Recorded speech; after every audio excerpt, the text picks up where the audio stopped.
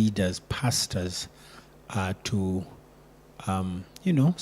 position ourselves in light of God's word and our mandate towards the congregation.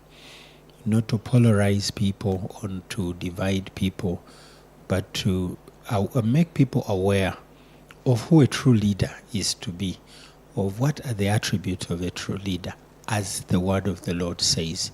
And in so doing, you will move forward either in voting or in, standing for a party or standing behind a person with knowledge, not just sensationalism, but basing your decision on the word of God. And that's very important. And also, you as Christians and Christian leaders, step up. Let's take those places. Why?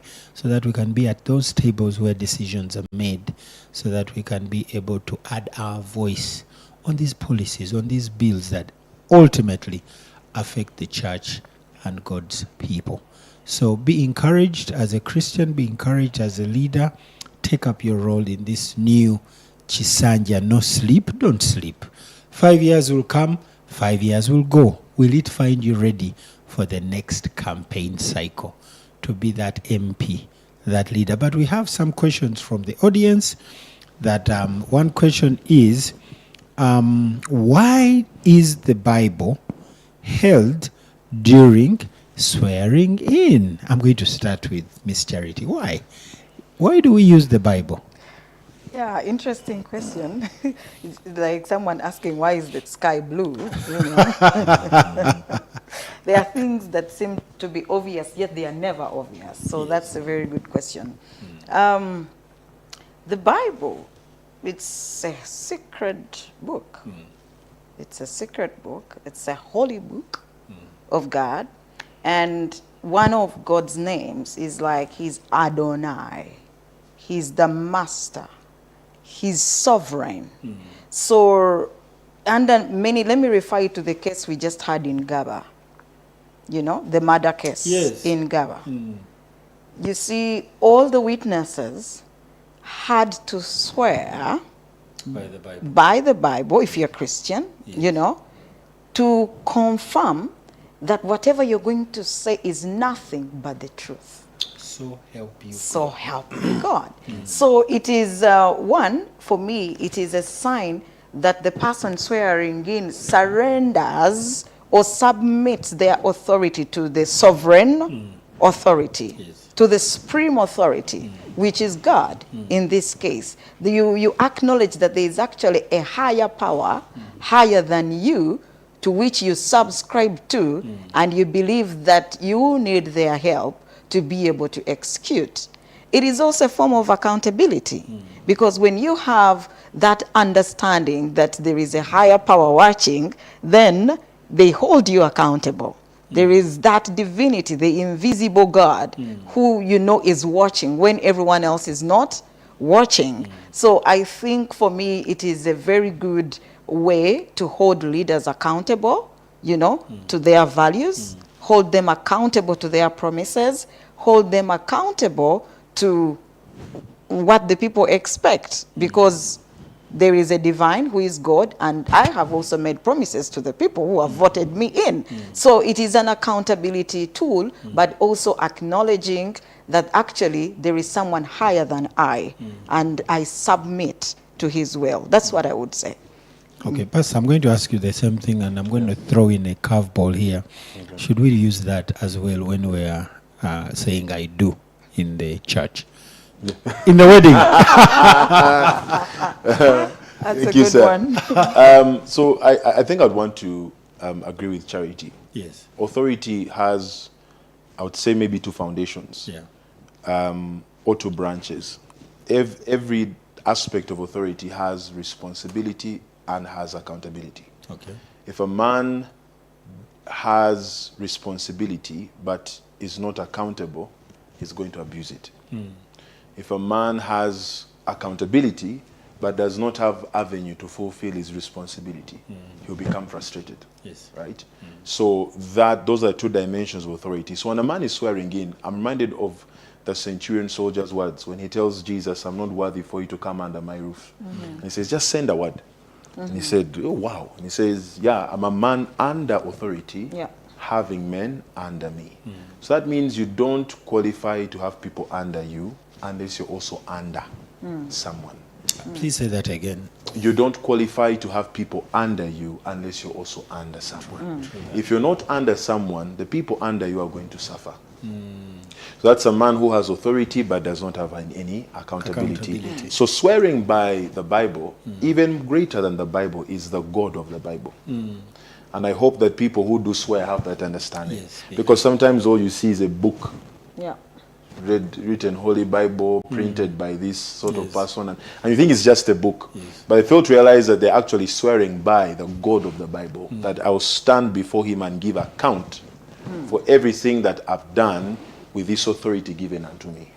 I will stand before him and give accountability as to whether I fulfilled all the responsibilities that were demanded of me in this office. So I believe that's why we swear by the Bible. But I would want to say I don't think many people understand what they are doing. Yeah. Even in court, people do lie. They swear by it, but I don't realize that on that day, because it's by our words that either we are justified or it's by our words that... So they will give account for the actions that they did. And when you read Romans 13 verse 1, if you can just read there briefly. Let's go there. Then I'll deal with the curveball. Romans 13 verse 1. The Amplified Version says, let every person be loyally subject to the governing civil authorities. For there is no authority except from God, by his permission and his sanction. And those that exist do so by God's appointment. So a man that is entering an office, even if it's a secular office, prime minister, president, whatever it is, you are entering that office by the appointment of God. And you'll have to give account unto God as to how you use that appointment. Now, in the arena of Christian marriage, we don't have to swear by the Bible per se, but by the mere fact that there is a servant of God or a vessel of God, maybe a pastor or a teacher, and then there are witnesses that are present, and then, of course, the invisible presence of God. We know that we are making those vows before him. Yes. So in the arena of a church, we know that where 2 or 3 are gathered, God is there. Yes. In the secular world, we use the token of the Bible because not many people may have that understanding. So they need a tangible item, a tangible token and symbol by which they have to make that vow and make that commitment. That's what I would say. So in the church, we don't need to. We don't need So to. I have a question for you, Miss Charity. Now, I think it's coming off the first submission. Is the act of swearing in of leaders a form of making a covenant? If yes, is it between God and them as the leaders, or with them and the people they lead? Is it a covenant? Okay. Yeah, I would say absolutely yes. I would say absolutely yes. And maybe help the viewer know the power of covenants, so that they don't take it lightly, to understand that it's just a promise. It's a covenant. Yeah. Help them. Yeah, I would say absolutely yes. When somebody takes an oath, they swear in, like today is so fresh, so we can still we can keep referring to it. I mean, the president raises his right hand, holding the Bible, and says, I hereby swear, so solemnly swear, in the name of the Almighty God, to do this A, B, C, D, to uphold the Constitution. Okay, so in other words, just it's I think an exponential increment from what you have just said, that this is a covenant that they are entering into. Probably, yes, many do not understand it, but it's important to understand that God honors covenants. God honors oaths. And when you look through the Bible, there are several examples where people are making oath. Even Jesus himself, take this blood because it is... yes, my blood. It's the blood of the new covenant. the new covenant. And he watches over it whoever is in that covenant is protected. And whoever is in that covenant has certain expectations. So at the end of the day, one, when leaders swear in, they take an oath. Number one, it's a covenant between the leader and God. Because you are acknowledging a higher power to whom you are accountable to. And I love the statement he said, that if anyone does not have someone they are accountable to, then they don't deserve actually any role to take account of anyone else. They don't deserve to take responsibility of anything else, because everyone must be held accountable. So we see that happening in the Bible, and we see several of those oaths or covenants. For example, take the example of your namesake, Jonathan, and David. You know, I think by revelation, Jonathan understood, I beg your pardon, that while his father wanted him to be the king by blood, you know, he had, you know, by blood as a heir, he understood that that was not God's purpose. He understood that David was supposed to be the king. And then they make a pact, they make a covenant, one, to always protect Jonathan's family, a covenant to show kindness to Jonathan's family. And when you read through the Bible, you see that this covenant keeps speaking. David reaches a point and asks, isn't there anyone left in Saul's house, in Jonathan's house, that I may show them kindness?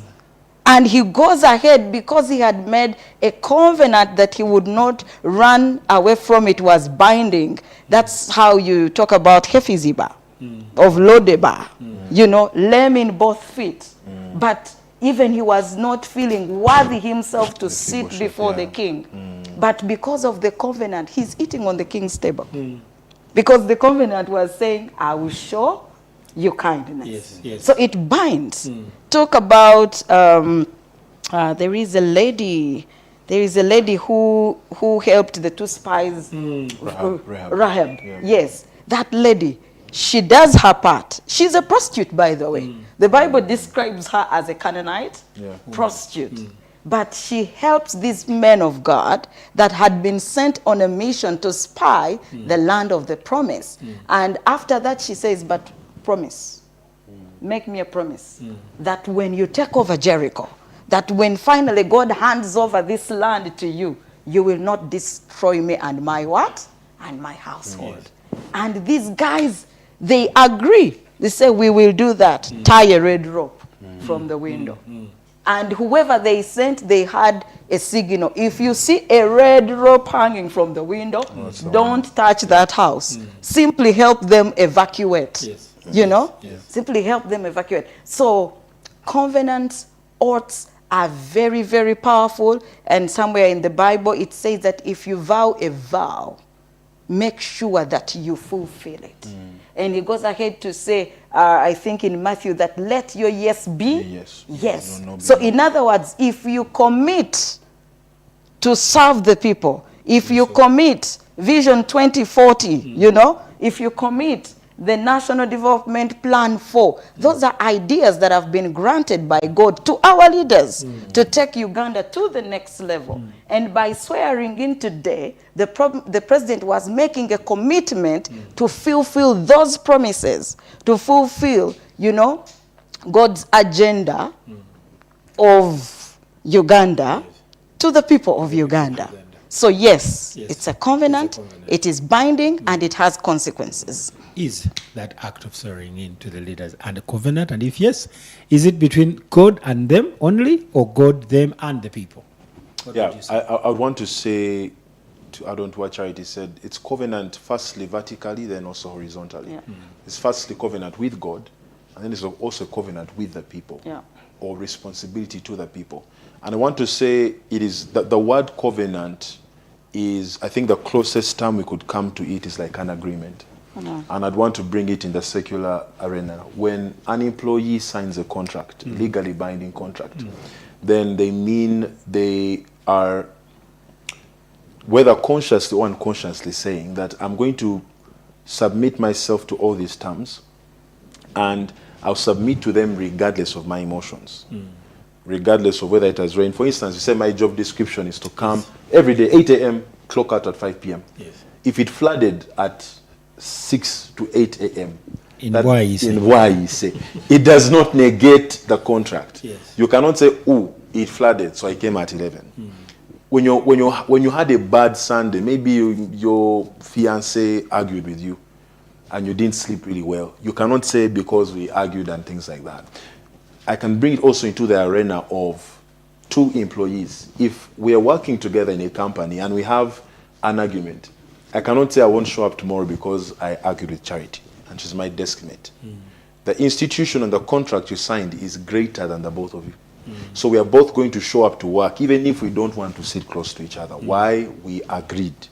We committed ourselves to something. So when a man makes a covenant, when the president, for instance, so they made that covenant, swore that vow, he made a covenant, and that covenant in the mind of God is not sentimental. So you cannot say one time and say, oh, I didn't know what I was saying, or, you know, I started well, but then things became hard.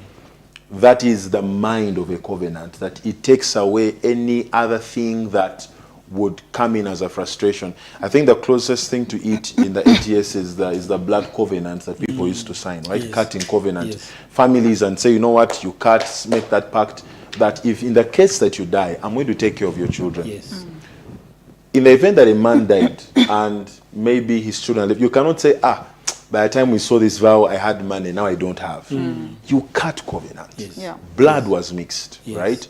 So you basically said, let our gods, because people had gods they would swear Yes. by, if I fail to take care of his children, let these gods strike me down. So that meant that I'm going to labor, even if I have 500,000, I'll distribute it within all of our homes, because I am afraid that if I don't fulfill my part of the covenant, these gods will strike me down. So I think one reason maybe as to why people don't fulfill covenant anymore is because we have lost the fear of God. People actually don't fear God anymore. There's no reverence for God, which is sad and dangerous. Because even in churches now, people do make vows, but we take them lightly. We don't understand the God by whom we have actually made those vows. So just to come back, I do agree that yes, as someone swears in, they're making a covenant with God vertically and with people horizontally. And that covenant takes away sentiment, emotions, preference, fluctuations of money, economy, things like that. No. All those things are inconsequential because you are bound by covenant. Yeah. If leadership, it's said all leadership comes from God. If leadership comes from God, why does God allow non-believers win elections? Who even can put the country at spiritual risk? Interesting. That's a good question. Yes. Why does God allow Non-believers non-believers to win elections. to win elections? Yeah. Maybe the believers are not even contesting. That's true. But going back to the scripture we just read here earlier on, Romans 13 verse 1. In brief, all leadership comes from God. Yes. And Paul urges, the church and says, obey those in authority. Because the implication is that disobedience to them, resistance to them, is resistance to the one who has allowed them to be in those leadership positions. So, yes, true. God will allow the bad leaders and the good leaders, but there are a number of circumstances there as well. Just like you have noted, there are so many positions where you would go to tick, and even if you don't know someone and you look for a name you think would relate with your values, and you cannot find it. So it means that You will not find an Abraham. Or a Jonathan. or a Jonathan. Yeah, but very important that an election, Yes. when people go for an election, it is not a contestation of belief. Yes. No.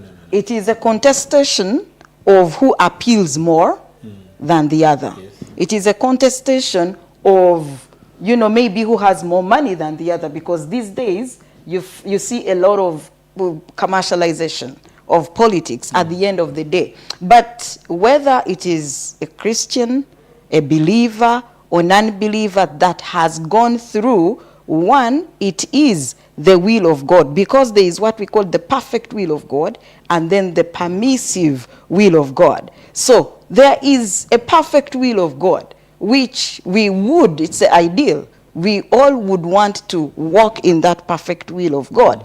But because there is also perversion, the world is perverse. Just like from the beginning, when you read Genesis, God did not intend mankind to live the way we are living today. He created man, gave him work in the Garden of Eden with one rule, only one rule. Do not eat the fruit from the tree. The knowledge of good and evil. The knowledge of good and evil. Only one rule. But he had everything at his disposal. But because the enemy, like a rolling lion, is always looking for whom to devour, he comes, and tries to divert the purpose of God, the intention of God. And at the end of the day, man falls. That's why we are talking about the fall of man. So it happened, and you cannot change it. You cannot reverse it. But God had a redemption plan at the end of the day. So one, I would also love the person watching us to understand and appreciate that you might have a leader who is not Christian, who is a sinner, and everyone knows they are a sinner, okay? And God has allowed them to be the leader, to be the leader at that time, because there is also the saying that every country deserves the leaders that they have. You know that? When the leaders in the Bible demanded, they said they no longer wanted, who? Was it Samuel? Yes. The prophet? Samuel, yes. They demanded for a king. For a king. You know? God gave... Actually rejected God. Yes. God gave them a king who actually rejected God at the end of the day. But he allowed him. He ruled even after he was rejected.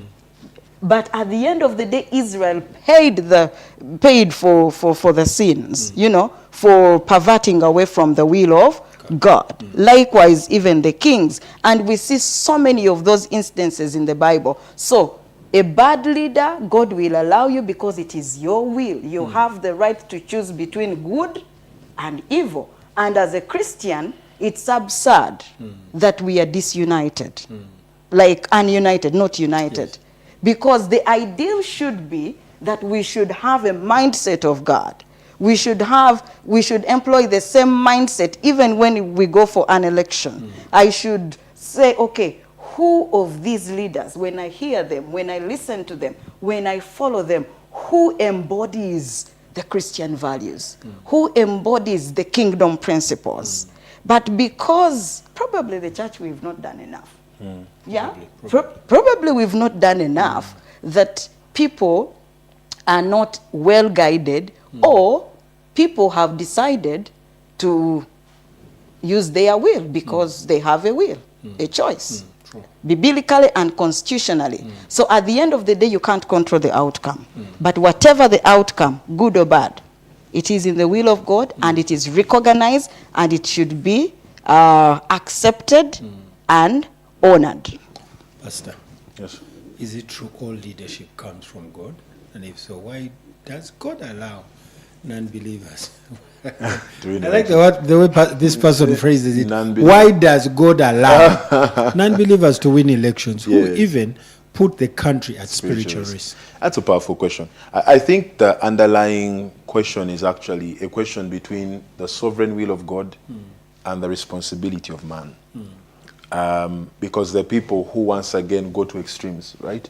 There's some who say God is sovereign, so if anything happens, God allowed it. Then there are those who have an extreme of we have to make things work, right? And if we don't make it work, it won't work. The balance comes in the synergy of both. God is sovereign. His will, his plans will come to pass.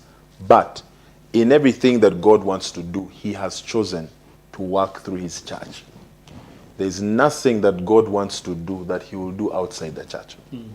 And that's something we need to know. I think it's Ephesians 3:10 that says that it is his intention that his manifold wisdom will be made known by the church. So the select body that God has chosen whenever he wants to do something, is the church. Now, this, I'm coming to the question. Yes. When non-believers come into places of power, we need to look at it from three perspectives. There is the good will of God, there is the acceptable will of God, then there is the perfect will of God. God can actually want to do something in a nation and that thing does not come to pass. Yeah. That's shocking to someone. It seems like it's counterintuitive. I mean, he's God. If he wants to move, he can move. No. That, for instance, the prophecy he gave Israel, was that they would spend 400 years in Egypt. But in principle, they spent 430 years. So there are 30 years extra. Those extra 30 years were not because God wanted it, but because his servant Moses, right, took his time to actually understand, and there were 30 years added extra. So there's something God can want to do in Uganda, but because the church is not ready for it, he accepts something to continue, not because it was his perfect will, but because it was acceptable for the time. Yes. So when people come into power, like I said, those threefold offices, the church either has failed in the priestly aspect, who have not prayed, the prophetic aspect, who have not stood for truth, but the kingly aspect, who have not got people to stand up for those positions, right? But even when non-believers end up taking up those positions, like Charity said, God is still sovereign. Yes. But we shouldn't use that as an excuse as the church. Because we should be smart enough to discern that every time we are operating in the acceptable will of God, we are losing out on time. So he said, in a good thing, anyway, he's there because God allowed it. It's true God allowed it. But if we do not fulfill our full responsibility, we should know that we are operating in the acceptable will of God, and that means that there's something we're missing out on. And also on this other side, sometimes we are shocked when God allows an unbeliever to rule, yet the unbeliever can also be the perfect will of God. I'll put it this way. Yeah. There are kings that God used in the Old Testament that were not under covenant, but he calls them his servants. Cyrus, he calls Cyrus a servant, right? And he even calls him my anointed servant. So God used Cyrus from Persia to overthrow Babylon and then give Israel resources and permission to go back to their land. So he called him a servant. So God is able to use some of those vessels. But I know that is can also be part of the will of God. But his perfect desire is to use his people, the church. This is the analogy I use as I close. And I find it quite funny.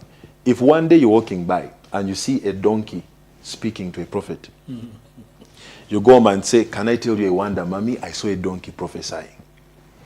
Now, our generation sees that. But what the church should see is, where was the prophet?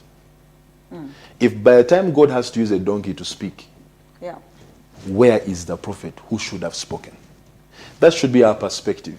By the time God has to use maybe a Muslim or a Catholic or something to do his will, then that means the ones his choice vessels have failed.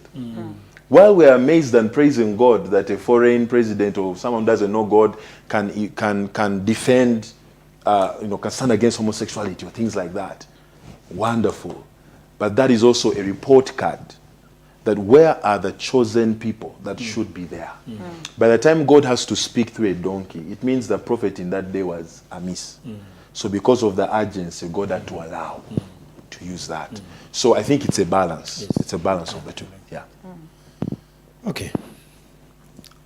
More questions from the audience. I'm a leader in a certain youth organization and I'm facing challenges like resistance from some people I lead. Bullying, and my fellow leaders abandoned me in the critical incidences. Pastor, I feel like leaving the oath I made and dropping this leadership. Help me, Pastor. What would you tell this person? Look in the camera and encourage this person. That's a very touching one. Challenging times of a leader, or of being a leader. Yeah, you're in a situation and the people you're supposed to lead are not actually accepting to be led. They are instead flying away, running away from you. And yes, I think it's a place of conflicted, conflicted decision making, whether to stay or whether to go. But I think the important question to ask is, what caused that? What is the problem? Why are the people, even your fellow leaders, maybe not ready to support or to stand with you, to work with you? So I think that very person is really in a place of isolation, and it happens. It is normal for a leader to be left alone. It is normal, but the most important question for me to ask as himself or herself in that point is to do a reflection. Is what is the problem? Where did it start from? What are the triggers? When did it start? So when you do a situation analysis and understand or diagnose exactly what the problem is, then you are able to make a very informed decision. Under normal circumstances, it's very important. For me, I love engaging. I love engaging. So is it okay to start with your fellow leaders and engage them, whether one-on-one? You see sometimes when you put people in the whole group and it becomes like a rally, they can easily riot against you or take over or Kuamba. It becomes a takeover, easy to take over. But is it possible for this person to be genuine enough, be sincere, and have one-on-one conversations with, these people that they are leading with, and understand what exactly is happening? What is the problem? What are the other voices that I'm not hearing? What are they saying? Because normally, by the time your own fellow leaders walk away, it means the rest walked away a long time ago. Because under normal circumstances, your fellow leaders are the ones who are supposed to hold fort with you, who are supposed to make things work. They are supposed to be your pillars, just like Moses when they were on the mountain praying and he really gets tired and they have to hold his hands and all that. So one, for me, I would think it's important to know what the problem is. One, it can be through engagement with your fellow leaders. Don't fear. I know it can be very scary, but don't fear. Engage them one-on-one. Understand and be in a position of no judgment, okay? Be in a receptive position of willingness to listen and willingness to understand what the problem is. At the end of the day, this leader should really understand where the problem is. And if it is just naturally resistance, then it is also, which is non-based or, it has no ground. Then, sometimes in churches, there's a lot of cliquism. There's a lot of cliquism. The people have different reasons. On our Sabanyo, we are fasting a lot. For us, we want to do other things. There are really different interests and powers at play that come into that. So, but understanding what those powers are, what those interests are, will be very good to help them come up with a solution. I have a different question for you. A few days ago, I had one of our top pastors telling the public on TV to embrace AI. Mbu tujewo amalo. We really don't know what to do. For him, he says every gadget that we use now is backed by AI. What can you say? All right. So we need to understand that things in essence are not bad or evil. What you use them for is going to be the determining factor. For instance, Bible says the love of man is the root of evil. So man in itself is not bad. But it has the ability to rule you. It has the ability to lead you down the path of evil. The same is true of everything. Yes. Sex, food, anything. Yes. In itself, football, exactly, right? Football can cause you to miss church. You can miss a prayer altar because your favorite team is playing. So the things in essence are not bad. Not everything secular is carnal per se or evil. Let me use that word. However, if used inappropriately, it can actually lead to evil. So AI is an intervention, or it's an invention. It's a product of man's mind and fabrication. And in it, you cannot say that it's evil. But if you, for instance, I've seen it cripple the minds of people if you use it badly. I've seen pastors come up with sermons using AI. Songwriters are now writing songs with AI, right? So it's no longer inspired by the Spirit of God, and it can no longer minister to the spirit of a man because it is artificial. Yeah. However, I have done some good research using AI. Yes. I have been able to structure up things using AI. Right? You might be gifted maybe in creating ideas, but you don't know how to structure it methodically. Yes. Especially in the African setting where people are not very well learned. I've seen her. I don't know if the people are watching, but I'll share it. You know, for instance, someone writing captions. Not everyone is gifted in writing captions, right? You can take a picture of us right here and then fail to get a caption. Yeah. Or if you try to write a caption, you may misspell presence and you put C before S and then things like that. Yeah. But you can get a good caption from AI, Yes. right? Get me a good caption for this and you can put it there. And with the picture and the caption, the gospel can spread. Yeah. So the way you use it is the most important thing. Yeah. However, once again, people need to know that in everything, there is a possibility for that thing to rule you. There's a possibility for that thing to come to a place whereby you're now subject to it, you're submitted to it. I know people who have been opened up to a totally different world because of what they, engaged in without boundaries. So the use of AI is good. It's fine. Yes. However, the believer needs to set boundaries, right? I'll also say this. There are things that you can ask AI that, and of recent, I think they changed a few things. When you ask it about certain issues, for instance, things bordering around the LGBTQ, human rights, the origin of man, it will tell you, I'm not, what do they call it? Instead, it says, I'm not sort of wired to give this kind of response, right? Because it's trying, so the people who fabricated it, some of them have, of course, mindsets and ideologies. And therein you can see that its programming, in a way, has limitations, especially when it comes to very clear-cut demarcations. So a believer who uses AI needs to know that. Yes. Yeah. Needs to know that. And set boundaries that I'm using this as a tool, and I'll use it for this, and beyond this, I won't use it. Yes. Yeah, so, but beyond that, it's not a bad thing. Yeah. Okay. Pastor, I have a different question for you. Greetings, Pastor. Our youth pastor at our church prevents us from interceding, fasting, in case we can't afford heavy meals, and so many other teachings that I think are not right. Yet I fear to report to the lead pastors because he is favored by them.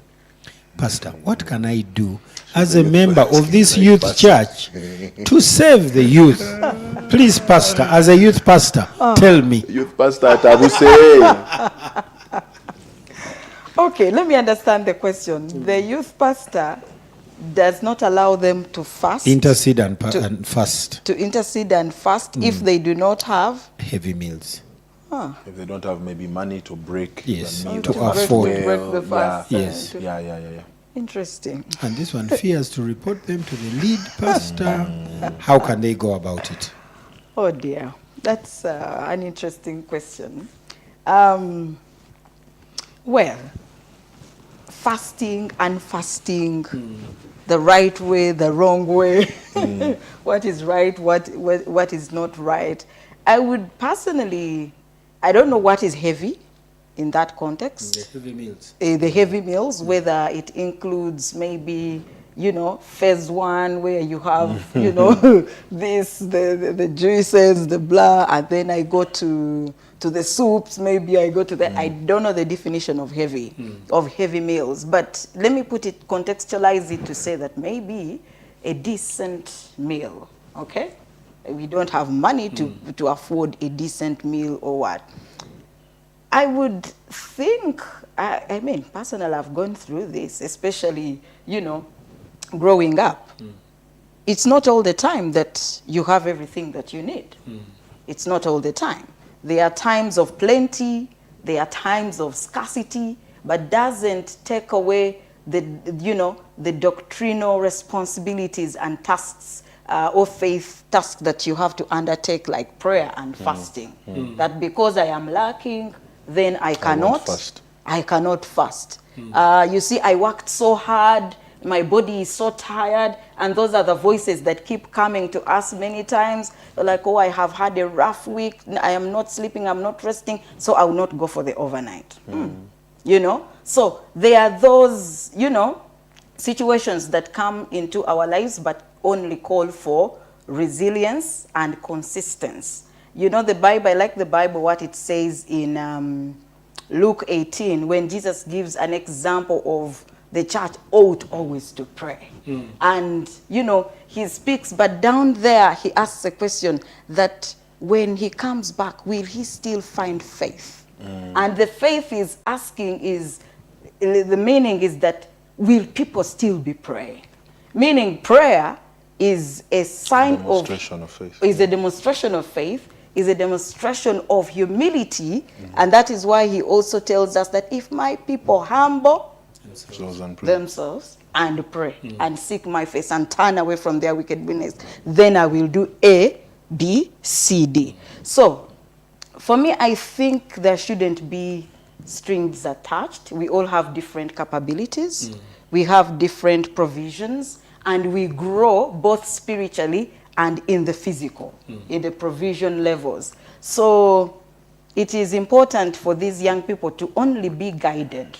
If I am unfasting, how can I unfast in my small budget? To avoid someone collapsing, maybe they are unfasting on, how is it called, yam, you know? You have a big yam over there, and before you know it, and say, yazirise, yafude chi, lumonde. I don't know whether the youth pastor is trying to avoid that, yeah. But then they can be guided better. Even if I have 2K, 3K, 5K, I can still unfast, and my body, my digestion system, metabolism will not be constrained. But since they are saying they fear to tell the lead pastor, I think they need to go to him, to the lead pastor, if they get to the wall. Because at the end of the day, the youth pastor is under the covering of the senior pastor. Yes. And also, there is a leadership principle for me, I believe in, that even when I'm a leader and I delegate, you know, because the youth pastor and everyone else work on behalf of the principal pastor. They submit to him or her. So at the end of the day, hands off, but eyes on. The lead pastor has to keep monitoring, to keep watching, to keep hearing what is happening on ground. So I think the youth pastor, rather the lead pastor, is willing to listen to them. They should approach them if they get to the limit or to the wall, but also understand that yes, I can seek God in scarcity and in plenty, and you know, still serve God without compromising my service to God. Amina. Now this one is in Luganda. Let me find it quickly. It says, nze Bukenya okuva Kabowa. Ekizibuuzo kyange kigamba nti nga omukulembeze bwe situukiriza ndagaano Katonda endagaano ya Katonda anvunaana kyenkana ki? Antu abaffe kisoboka okutuukiriza endagaano nga bwe wagisuubiza yonna? Okay, bamwitani Bukenya ava Kabowa. Kale ndowooza ebimu tubadde tubyogeddeko. Ekibuuzo ekisooka yagambye Mukama anaamuvunaana kyenkana ki? Sandi yagadde kubeera example. Okitegeera tetumanyi Bayibuli terina kyetugamba nti ajja tuvunaana okutuuka pozi level oba in this direction. Naye Sandi yagadde kubeera example esooka. Nze bwe ndowooza. Wabera ababuuza nti Musumba nina okwonoona ku level eyenkana ki? Mukama lwekaŋŋaane. Nze Sandi yagadde bulamu bwange bubeera example obulaga nti kino Mukama kyayinza okukola. Ndowooza ekintu ekisinga okumanya nti tulina obeera n'okutya kwa Katonda kyekisinga obukulu. So okwebuuza nti nsobola nina, let me put it this way in English, how much can I play around before actually being culpable? I don't think that's the direction. What we need to ask ourselves, tulina okwebuuza nti nfubye ntya okutuukiriza ekintu kye nasuubiza Katonda n'abantu be. Ekibuuzo ekyokubiri abadde agamba omuntu asobola okutuukiriza endagaano nga bwe yagyeyama. Kisoboka n'obuyambi bwa Katonda. Nze ndowooza tetulina kye tusobola kukola mu maanyi gaffe, naye omuntu aba asazeewo okutuukiriza ekintu kye yeeyama, bw'aba asazeewo okukikola ne Katonda oba n'omwoyo we asobola okukikola. Ku lulwe yekka tasobola, naye Mukama kasita akimukwasa.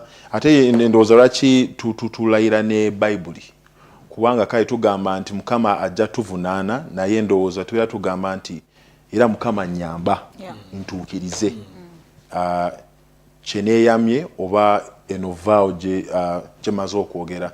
So kisoboka, osobola okutuukiriza ekintu nga bwe wakyogera, naye weetaaga obuyambi bwa Katonda. Tusobola kikola ku lulwo. So we are in a season of a new season. What advice, what word in closing could you tell the people, inauguration moving forward? What do you have for Ugandans, believers looking at you now? Yes, amazing. It's a new season. There's no doubt about that. Because of the significance of the number 40. That one I'm very, very convinced that the Lord has ushered us as a country to a new era of the new. I mean, Moses was in Pharaoh's house for 40 years, and then at 40 he had to go into the wilderness to start, a journey, a new journey. The Israelites in the desert for 40 years. Jesus fasts 40 days and 40 nights. So 40 is very significant, and the church should wake up and be cognizant of the seasons that we are in and be deliberate to understand what is the will of God for a nation. Because the same way I as an individual has a calling or purpose, even nations have a calling. So us understanding what is the calling of God upon Uganda. What role do I have to play as an individual and as a church in Uganda? In that way, it will help us to position ourselves, to make strategy. If we are talking about the 7 spheres of influence, what is the church's contribution to that? If we are talking about, a new Uganda, what is the church's contribution to that? We are talking AI. What is the church's contribution to that? Because it is no doubt that the world is moving digital.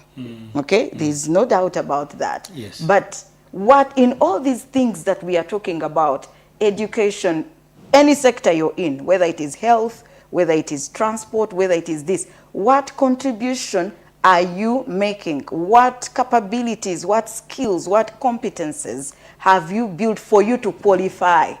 He made a statement a few minutes ago at the beginning of the show and said, okay, if they said, give us a prime minister, give us the who, like, we might have a name, but are they ready? Are they prepared? Are they positioned? Are they able to deliver without a shadow of a doubt? So moving forward, I think for me, critical for the church is preparation. Pastor? Yeah, I think I'd want to say that us going back to the biblical pattern, biblical example, not to be creative where God already gave instructions and where God already gave good examples. So if the nation of Uganda is going to look like God's blueprint for her, we need to go back to authentic priesthood. That means prayer, intentional prayer for the nation, and corporate prayer. So places where Macquarie Full Gospel Church, maybe Deliverance Church, Christ Witness can come together and pray for the nation. Because it will take that kind of caliber to generate the spiritual momentum that we need to turn the tables in the nation of Uganda.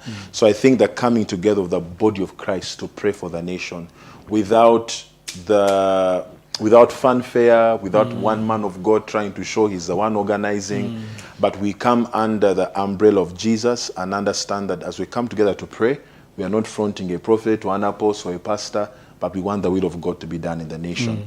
And then secondly, the prophetic aspect. I think the church needs to once again go back to being the pillar and foundation of truth. We cannot afford to water down the truth. Yeah. We cannot afford to call evil okay or compromise on biblical things that are clear-cut. Corruption is bad. Abortion is bad. Homosexuality is a sin. Even if sometimes a founder wants you to pass that agenda, I think that the church needs to remain bold and vigilant to speak the mind of God intentionally. And of course, the third one is like what Charity said, the kingly aspect. We need more people, especially the ones that God has called to that position. Not just because you're tired of poverty, but you know that God called you as a Daniel, as an Esther. We need those people to begin getting ready. Yes. We need them to be relevant, to bring solutions. When you go there, you're not just speaking in tongues. You can bring valid proposals to the president or to the prime minister in that position that you're being put in. So I think if we can fulfill those three roles, Uganda will change. A lot will happen if we can do these three consistently and faithfully. Yes. Are you optimistic about the next 5 years? Well, I am. You are. Personally, I am. I'm looking out for what God want to do. Yes. And what the end of the 5 years will look like. Yes. I am optimistic. And Pastor? I am optimistic. However, I'd also say, not just nationally, but globally, Yes. there's a lot going to happen in the next 5 years. And I think the church needs to be ready now more than ever. Yes. Not just spiritually, but also financially. I think I'll say this just because we're live and there are people Please. watching. Please. When Israel was in Egypt, God provided for him a place called Goshen. Goshen was a picture of safety. That even when there was darkness in the entire Egypt, there was light in Goshen. When the firstborns were dying in the entire Egypt, the firstborns in Goshen survived. God has given us time to prepare and build what we call Goshen. So I mean, financially, right, the church needs to be very careful. I mean, believers need to be careful where they put their money. They need to prepare for the years of scarcity. Even if it's preaching the gospel, we have time to stand and preach the gospel without any hindrances. I strongly feel that there's going to be a time where that will not be as easy. So if people are studying the word, if people are, those that are scribing down materials need to do so, because I feel there's a time when we won't be able to be on air like this very easily. In terms of food, Christians who are doing farming need to farm with a mindset of not just farming for their own consumption, but farming to be able to feed other believers or to supply food. Because I also know the weather patterns are also going to change very soon. So the next 5 years for us as a nation, they're optimistic, but I think they're also the 7 years of plenty that Joseph saw. That'll be followed by 7 years of famine.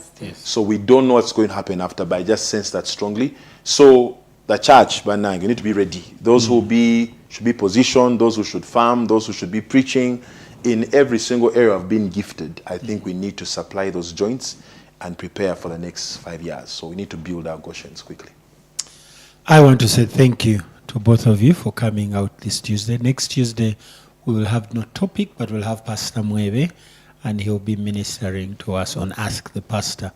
Ladies and gentlemen, if you've heard anything that has been said, rely on God, take up your place, and be a leader for the nation. Be on that table where decisions are made for His glory. We want leadership training institutes to sprout so that when the time comes, we are found ready. Thank you, pastors. Thank you, leaders. Thank you, mentors. Thank you, generational leader builders. Because in these 5 years, we want to see a new Uganda where tangible solutions are accorded to the people, where our leaders are serving the people. And Lord, we want to ask that you bless our country, bless our leader, and protect and bless our leader. Let us all know that if you have any question about leadership, if any question you have, Jesus is the answer. God bless you.